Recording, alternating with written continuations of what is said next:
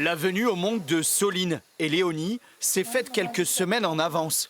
Elles sont donc suivies dans ce service pour bébés prématurés. Ce jour-là, leur maman, Mégane, les retrouve pour quelques heures de peau à peau, mais surtout pour les nourrir, grâce à ces seringues.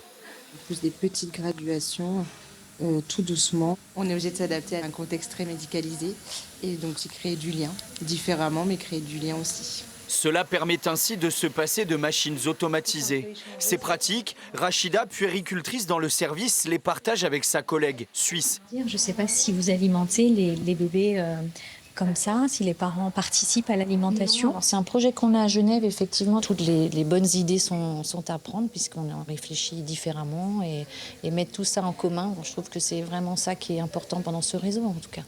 Pendant une semaine, une soixantaine de soignants venus de 8 pays différents est ainsi plongé en immersion dans les services de la maternité Jeanne de Flandre. Un pôle d'excellence avec des spécialités allant de la réanimation des nouveau-nés à la chirurgie. On peut soigner, on prendre en charge des enfants de la région pour des pathologies très spécifiques. Donc voilà, ici on a les moyens de le faire, que ce soit humain ou technique. Donc c'est pour ça qu'on a un centre de référence.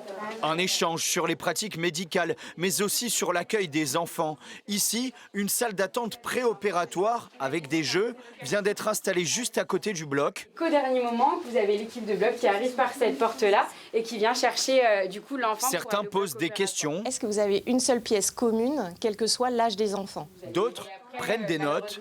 Cette soignante marocaine est séduite par l'idée d'amener des photos de famille dans les chambres, par exemple. On montre aux parents que c'est un endroit personnalisé où ils sont sécurisés.